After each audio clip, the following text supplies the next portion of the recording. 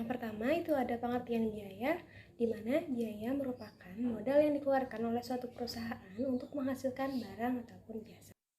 Secara garis besar, biaya dan beban itu berbeda, di mana biaya adalah sumber ekonomi yang harus dikeluarkan untuk proses produksi barang ataupun jasa, sedangkan beban adalah penurunan nilai aktiva akibat adanya proses produksi barang ataupun jasa. Selanjutnya di sini ada karakteristik biaya. Biaya sendiri mempunyai dua karakteristik utama, yaitu aliran keluar dan akibat kegiatan yang membentuk operasi. Di sini ada penurunan aset. Penurunan aset ini untuk dapat mengatakan bahwa biaya timbul harus terjadi transaksi atau kejadian yang menurunkan aset atau menimbulkan aliran keluar aset atau sumber ekonomi. Pemakaian bahan baku untuk pembuatan produk tidak dapat disebut biaya kalau produk tersebut belum terjual, artinya atau keluar dari kesatuan usaha. Selanjutnya di sini ada operasi utama. Operasi utama yang menerus, tidak semua penurunan atau konsumsi aset membentuk biaya. Agar menjadi biaya konsumsi tersebut harus berkaitan dengan kegiatan utama atau sentral kesatuan usaha. Yang terakhir, di sini ada penurunan ekuitas. Penurunan ekuitas lebih menegaskan pengertian biaya karena tidak setiap penurunan aset mengakibatkan penurunan ekuitas.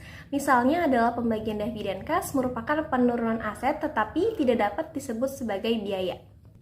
Jadi, penurunan ekuitas hanya merupakan karakteristik pendukung makna biaya. Hal ini serupa dengan keteridentifikasian terbayar sebagai karakteristik pendukung pengertian. Pengakuan biaya. Pengakuan menyangkut masalah kriteria pengakuan, yaitu apa yang harus dipenuhi. Penurunan nilai aset memenuhi definisi biaya atau rugi. Dapat diakui dan masalah saat pengakuan, yaitu peristiwa atau kejadian yang menandai bahwa kriteria pengakuan telah dipenuhi.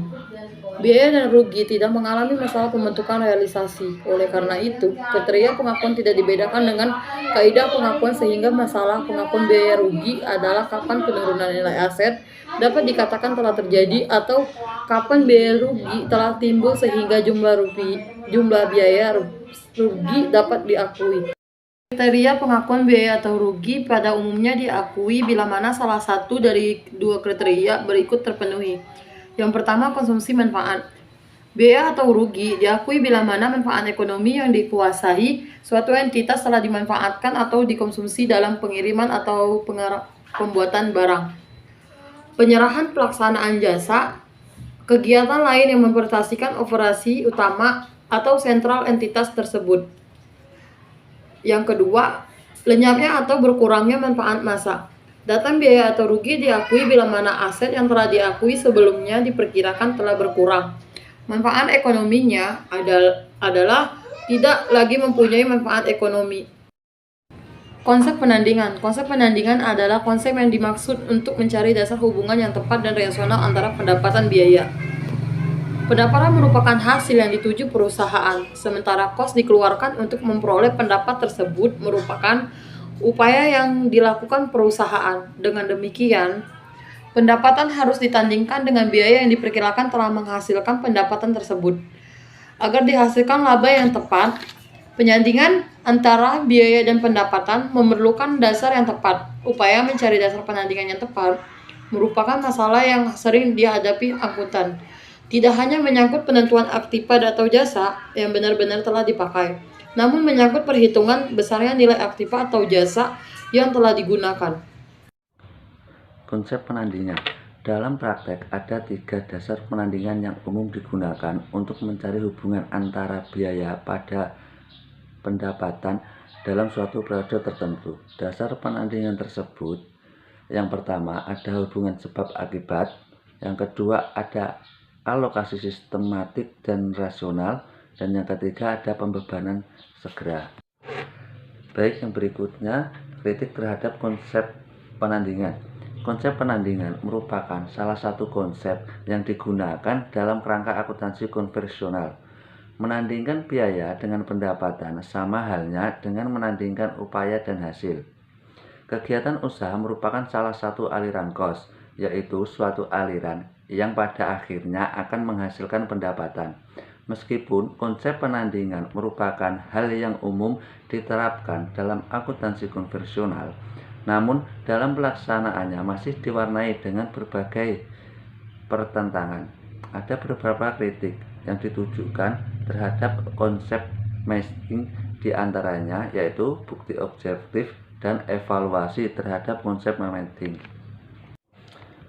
Berikutnya bukti objektif. Konsep penandingan memerlukan pertimbangan yang tepat dalam menentukan besarnya kos yang akan dibebankan pada periode sekarang atau masa mendatang. Dalam pengakuan pendapatan, biaya objektif merupakan syarat utama yang harus dipenuhi. Namun demikian, bukti objektif tersebut kurang begitu diperhatikan dalam pengakuan biaya. Pengakuan biaya lebih didasarkan pada masalah rasional dan kelayakan daripada bukti yang objektif.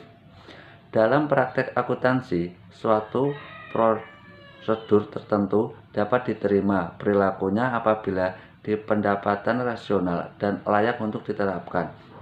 Misalnya, kos persediaan dapat dibebankan sebagai biaya dengan salah satu metode depresiasi yang diterima umum, biasanya seperti LIFO ataupun FIFO. Demikian halnya, kos aktiva tetap dibebankan sebagai biaya depresiasi atas dasar salah satu metode depresi yang diterima umum. Yang terakhir, ada biaya pinjaman. Akuntansi biaya pinjaman diatur dalam PSAK nomor 26 tentang biaya pinjaman. Biaya pinjaman adalah bunga dan biaya lain yang ditanggung perusahaan sehubungan dengan peminjaman dana. Biaya pinjaman dapat meliputi beban bunga dalam sewa pembiayaan yang diakui sesuai dengan PSAK nomor 30 tentang sewa, selisih kurs yang berasal dari pinjaman dalam mata uang asing sepanjang selisih kurs tersebut diperlakukan sebagai penyesuaian atas biaya bunga. Biaya pinjaman yang dapat diatribusikan secara langsung dengan perolehan, konstruksi, atau produksi aset kualifikasi dikapitalisasikan sebagai bagian biaya perolehan aset tersebut. Biaya pinjaman lainnya diakui sebagai beban.